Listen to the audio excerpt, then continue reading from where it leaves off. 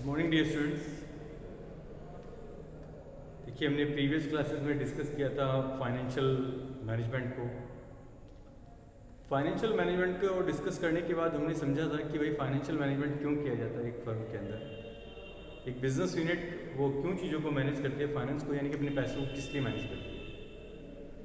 जब हम बेसिक बात करते हैं तो फाइनेंस का मतलब यही है कि भाई पैसे को क्या करना, प्रबंध करना पैसे का, और प्रबंध करने के साथ साथ कि भाई उस पैसे को हम कहाँ कहाँ पर यूटिलाइज करें, कहाँ कहाँ से हम उस पैसे को इकट्ठा करें।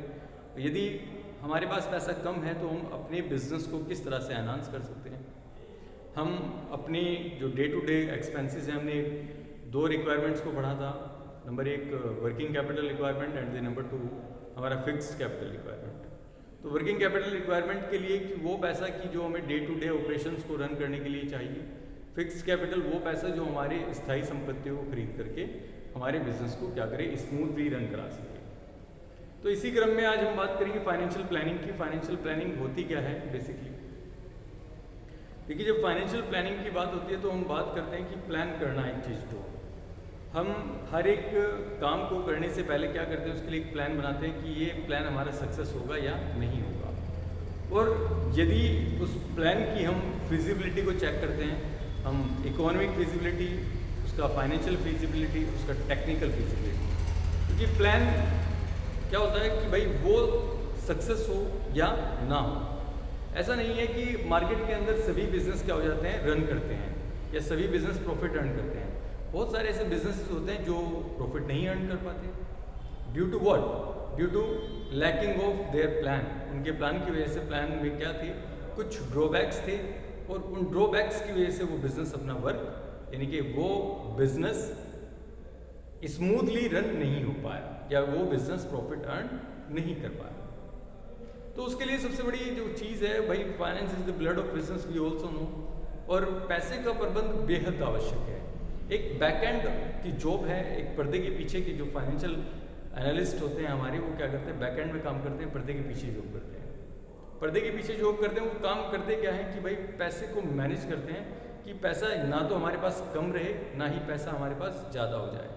तो एक बैलेंस बना करके चलते हैं वो लोग। इसीलिए एक फाइनेंशियल प्लानिंग के लिए एक ब्लूप्रिंट तैयार किया जाता है उन फाइनेंशियल एनालिस्ट के द्वारा, और उस ब्लूप्रिंट के थ्रू वो क्या करते हैं, अपनी रिक्वायरमेंट्स को अकॉर्डिंग टू टाइम पूरा कर लेते हैं for smooth running of a business. So तो फाइनेंशियल प्लानिंग क्या है, is the process of estimating the funds. Process of estimating funds. सबसे पहली बात क्या है कि आकलन करना, किसका, कि कितने फंड की हमें आवश्यकता हो। एस्टिमेट करेंगे, अनुमान लगाएंगे।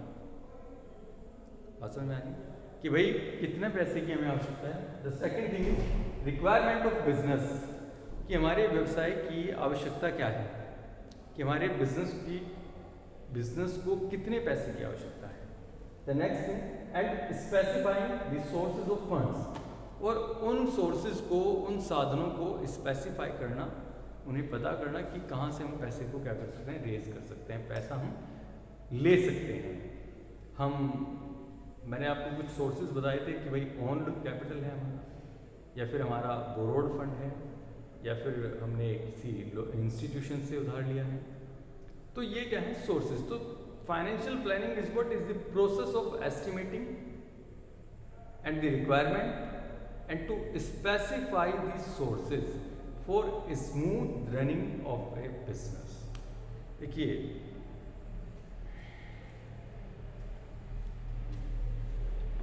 जो फाइनेंशियल एनालिस्ट होते हैं वो इंश्योर करते हैं कि भाई अवेलेबिलिटी ऑफ फंड्स, कि मेरे पास अगर हमें एक दिन में 10,000 रुपये की आवश्यकता है, भाई डे टू डे ऑपरेशंस को पूरा करने के लिए कितने पैसे की आवश्यकता है, मुझे 10,000 रुपये की आवश्यकता होगी।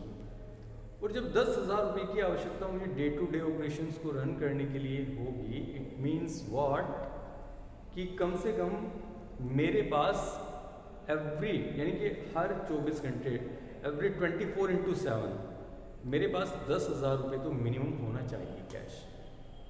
क्योंकि मेरे डे टू डे ऑपरेशंस में एक दिन का जो खर्चा है वो 10,000 रुपये है। तो ये इस 10,000 को कौन इंश्योर करेगा? Who will ensure? Financial analyst. वो फाइनेंशियल एनालिस्ट जो आपके फाइनेंशियल क्या देखता है, जो नीड्स को देखता है, रिक्वायरमेंट को देखता है, अवेलेबिलिटी को, वो इसे इंश्योर करेगा और एक इतना मिनिमम अमाउंट अपने पास रखेगा।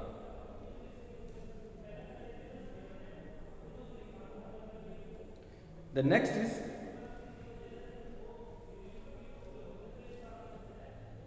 कई बार क्या होता है कि हम ऐसा आवश्यकता से अधिक, आवश्यकता तो मुझे कितने पैसे की है? 10,000 की है, लेकिन हमारे फाइनेंशियल एनालिस्ट ने क्या किया कि भाई मैं 15,000 रुपये अपने पास उन्होंने रोक करके रख लिया, 15,000।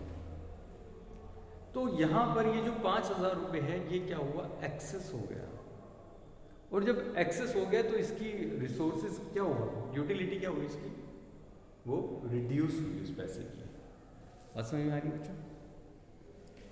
तो हमें उस चीज़ को, उस अमाउंट को, उस फंड को इंश्योर करके रखना है जिसकी हमें आवश्यकता है। जितनी हमें आवश्यकता है आप उतना ही फंड अपने पास रखें। तो इसे हम क्या कहते हैं? Financial planning. The now next concept is capital structure.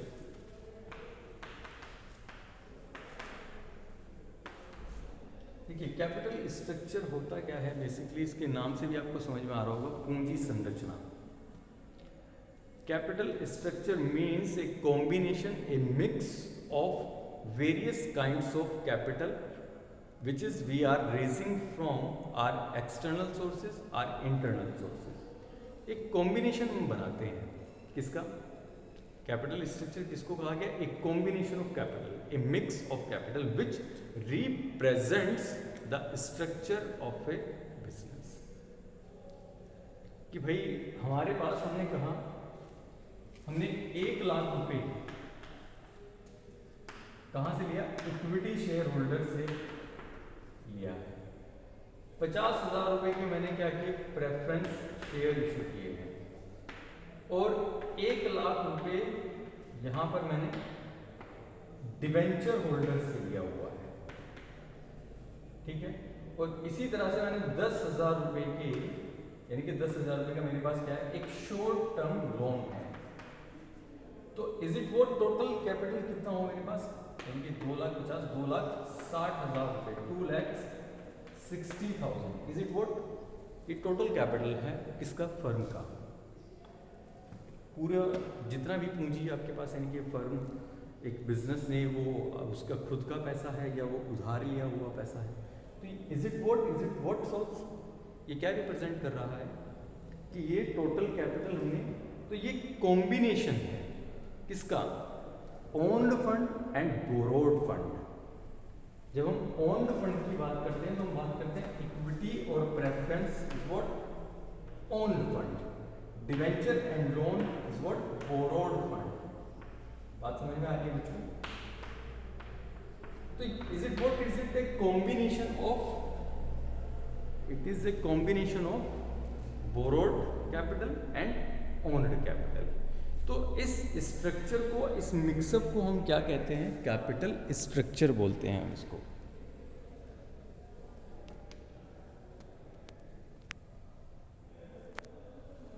देखिए, यानी कि कैपिटल स्ट्रक्चर किसको? भाई कैपिटल 1 लाख रुपए हमने इक्विटी वालों से लिए उधार और 50,000 प्रेफरेंस शेयर होल्डर से लिया उधार, 1 लाख हमने डिवेंचर होल्डर से लिया और 10,000 रुपए हमने किससे? शॉर्ट टर्म लोन लिया है एक बैंक से।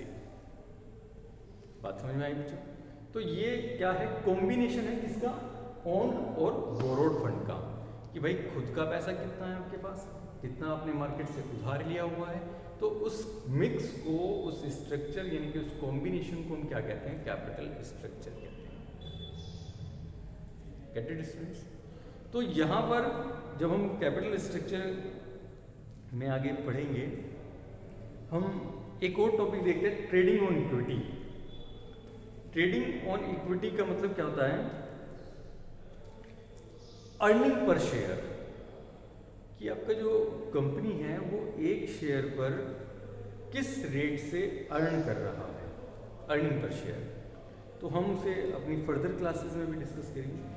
पहले तो आज हमें कैपिटल स्ट्रक्चर को ही क्या करना है, समझना है।